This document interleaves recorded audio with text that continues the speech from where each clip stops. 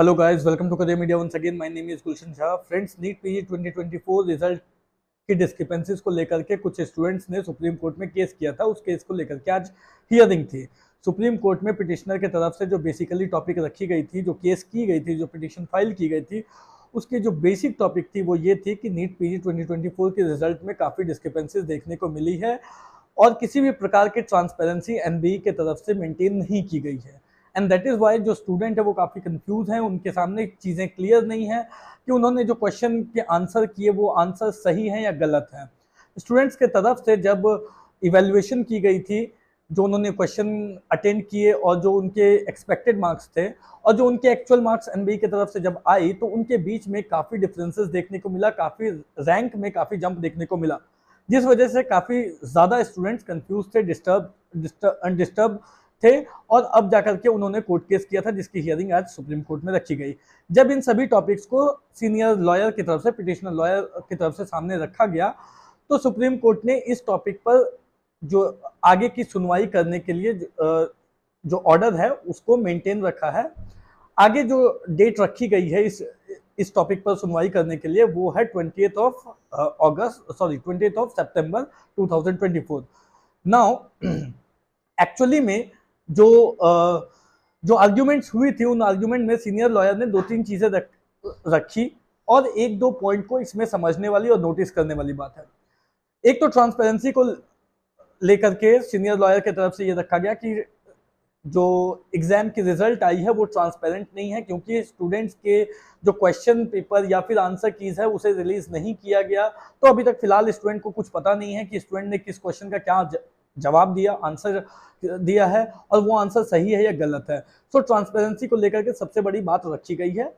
और इसके अलावा सुप्रीम कोर्ट की तरफ जो सीनियर लॉयर हैं पिटिशनर की तरफ से उन्होंने एक बात और रखी थी कि अब जब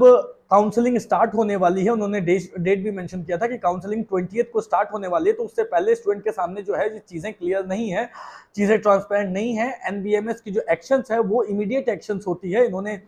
एग्जाम को लेकर के भी जस्ट 1 मंथ पहले ही इन्होंने ये पैटर्न को कम्प्लीटली चेंज कर दिया। जो एग्जाम एक शिफ्ट में, ओनली 1 शिफ्ट में होने वाली थी, उसे 2 शिफ्ट में कंडक्ट कर दिया। उसे स्टूडेंट ने जब अटेंड किया, नॉर्मलाइजेशन मेथड को यूज करके रिजल्ट पब्लिश की गई, तो जो एक्सपेक्टेड मार्क्स थे स्टूडेंट्स के अकॉर्डिंग टू देयर इवेल्युएशन, वो उस मार्क्स पे जो रैंक बननी थी वो रैंक नहीं बनी और जो रैंक बनी है स्टूडेंट की वो उनमें बहुत ज्यादा जंप देखने को मिला है, बहुत ज्यादा रैंक बनी है। And that is why student जो है इससे सेटिस्फाई नहीं है। तो क्योंकि चीजें ट्रांसपेरेंट नहीं है और एनबीएमएस इमीडिएटली चीज़ों को बहुत जल्दी चेंज कर देती है, स्टूडेंट को समझने का टाइम नहीं देती है। और अब जो सिचुएशन है वो ये है कि 20 ऑफ सितंबर से काउंसलिंग भी स्टार्ट होने वाली है, तो ऐसे में ये चीज़ें क्लियर होनी ज़रूरी है, इस पर ट्रांसपेरेंसी आनी ज़रूरी है। एक बात जो नोटिस करने वाली इसमें यह है कि जब सीनियर लॉयर की तरफ से ये कहा गया कि 20th से जो काउंसलिंग है उसकी डेट में मेंशन की गई है, काउंसलिंग स्टार्ट होने वाली है, तो इस पर जो अपोजिशन लॉयर है उनके तरफ से कोई किसी भी प्रकार का कमेंट या स्टेटमेंट नहीं आया कि ये जो डेट दी गई है या बताई जा रही है ये गलत है या फिर ये फेक है, ऐसी कोई किसी भी प्रकार की कमेंट नहीं आई। अगर ये डेट, जो काउंसलिंग की डेट आई है, जो अभी तक ऑफिशियल वेबसाइट पे भी नहीं आई है, बट स्टूडेंट ये समझ के चल रहे हैं कि ये जो नोटिस है ये फेक है, हो सकता है फेक है क्योंकि ऑफिशियल नोटिस अभी तक नहीं आई है। तो इसे लेकर के अगर कोई ये डेट फेक होती तो जरूर ऑपोजिशन लॉयर की तरफ से इस पे कमेंट आना चाहिए था कि ये डेट गलत है, अभी तक हमने ऑफिशियली किसी भी डेट को जो है पब्लिश नहीं किया। तो इस तरीके की कोई कमेंट अपोजिशन लॉयर की तरफ से भी नहीं आई, विच मीन्स कि जो डेट के बारे में सीनियर लॉयर की तरफ से मेंशन किया गया और जो डेट हमारे बीच अभी सर्कुलेट हो रही है, जो स्केड्यूल सर्कुलेट हो रही है, इससे ये चीज समझा जा सकता है कि ये डेट कहीं ना कहीं सही है और ये जो डॉक्यूमेंट, ये जो स्केड्यूल रिलीज की गई है, रिलीज नहीं, जो लीक्ड बोल सकते हैं, जो सर्कुलेट हो रही है, ये स्केड्यूल कहीं ना कहीं सही है। अदरवाइज अगर ये गलत होती तो ऑब्वियसली इस पे ऑपोजिशन लॉयर की तरफ से कुछ ना कुछ स्टेटमेंट, कमेंट तो जरूर आना चाहिए था। तो ये एक बात नोटिस करने वाली है। अब जब सुप्रीम कोर्ट की तरफ से ये डिसीजन दी गई है कि इस केस पर सुनवाई हम 20th सितंबर को करेंगे, तो 20th सितंबर को ही नीट पीजी 2024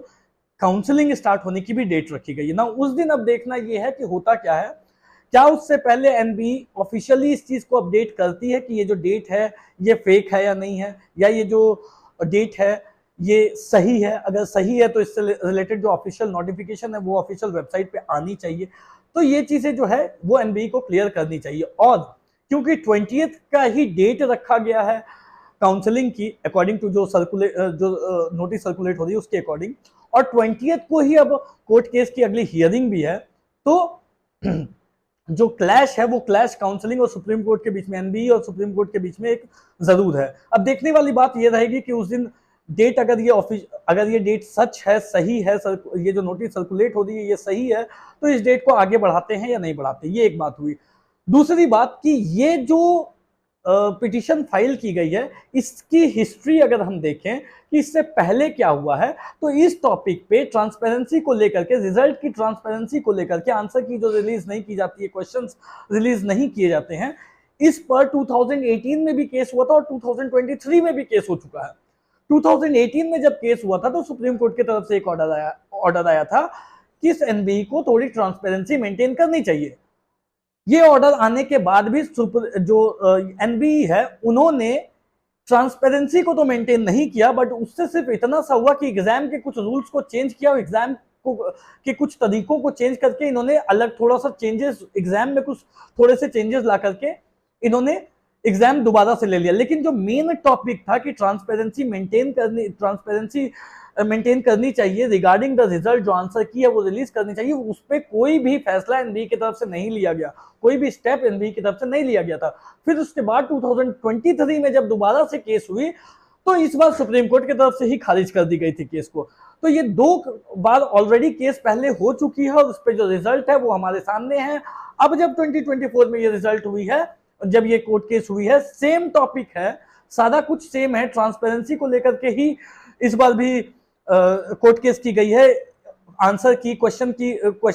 और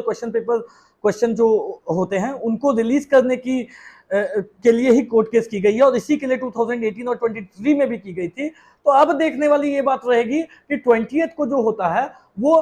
सुप्रीम कोर्ट डायरेक्टली बिल्कुल बोलती है या नहीं बोलती है एनबीई को कि आपको ये आंसर की रिलीज करनी होगी, या फिर एक बार ऐसा भी हो सकता है कि क्योंकि इस बार लेट हो रहे हैं, काउंसलिंग लेट हो रही है, तो गवर्नमेंट ये बोल सकती है कि इस बार हम लोगों की सेशन ऑलरेडी डिले चल रही है, तो इस बार इस चीज को होल्ड किया जाए, नेक्स्ट टाइम से हम इसको रिलीज करने की कोशिश करेंगे और सुप्रीम कोर्ट इसके फेवर में भी आंसर दे दे। ये भी अगर हो जाए तो कोई बड़ी बात नहीं है, बट देखने वाली बात यही रहेगी कि 20 तारीख को जब सुप्रीम कोर्ट में हियरिंग होती है तो इस पर क्या फैसला आता है।